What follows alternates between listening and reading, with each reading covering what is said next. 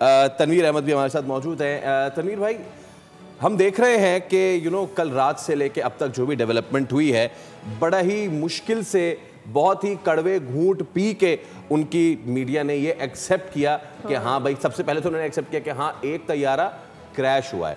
फिर सुबह होते होते उन्होंने ये एक्सेप्ट किया कि हाँ भाई 3 तैयारे क्रैश हुए हैं। क्रैश हो रहे हैं, खैर फिर अगर क्रैश होने के लिए तैयारे आपने रखे थे तो फिर तो बल्ले, लेकिन अब दुनिया ने ये देख लिया वाजे कि क्रैश व्रैश कोई नहीं हुए थे, मारा है उनको, ठीक ठाक मारा है। सो उनकी तरफ से जो कुछ अब तक आया है, you have been facing their media as well Tanveer साहब, तो इतना झूठ और हिस्टेरिया फैलाने के बाद अब भी वो झूठ से पीछे नहीं हट रहे हैं, बल्कि लोगों से किसी तरीके से बचा के कि नहीं ये ऐसा नहीं हुआ वैसा नहीं हुआ, हालांकि ठीक ठाक पिटाई लग गई है उनकी। देखिए, सबसे पहली बात ये है कि एज अ पाकिस्तानी मुझे इतनी खुशी हुई है कि जिस तरीके से जवाब दिया गया है हमारी पाक फ़ौज की तरफ से और जिस तरह फ़ाइट की गई है, आई थिंक उनको मैं सल्यूट करता हूँ, बल्कि दोनों हाथों से करता हूँ। दूसरी बात ये है कि जिस तरह आपने इंडियन मीडिया की बात की है ना, ये बहुत झूठा है। ये स्पेशली पाकिस्तान के मामलात में ये बहुत झूठ बोलता है। इसके पास कोई न्यूज़ नहीं होती, कोई ऑथेंटिक बातें इनके पास नहीं होती। इनकी पूरी कोशिश होती है कि किसी तरीके से हम पाकिस्तान की जो फ़ौज है या पाकिस्तान के जो लोग हैं इनको नीचा दिखाएं दुनिया आगे पीछे दुनिया में। लेकिन अल्लाह का शुक्र है ऐसा कभी नहीं होता, इनके मुंह पे ही पड़ती है हर चीज़।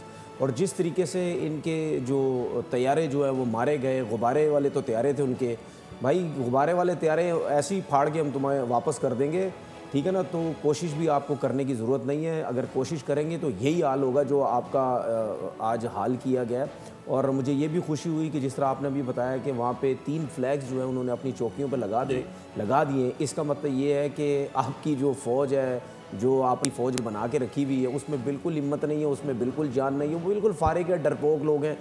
पहले उन चीज़ों को देखें, फिर उसके बाद हमारी फ़ौज के साथ जो है वो आप लड़ने की कोशिश करना। उसके बाद फैसल, ये बहुत पुरानी चीज़ है, ये अभी से नहीं है। अगर मैं कुलभूषण यादव की बात करूं, ठीक है जी, ये जासूस जो बना फिरता था, इसको हमारी फ़ौज ने पकड़ा। फिर उसके बाद मैं अभिनंदन की बात करूं, बड़ा कोई सुपरस्टार पायलट बना फिरता था, उसका भी जहाज़ गिर गया, वो भी हमारे पास आ गया। लेकिन उसके बावजूद भी आप देखें हमने कैसा ट्रीट किया इन लोगों को। हमने बिल्कुल इनके साथ ऐसा कुछ नहीं किया कि जी हमारे दुश्मन है क्या नहीं है।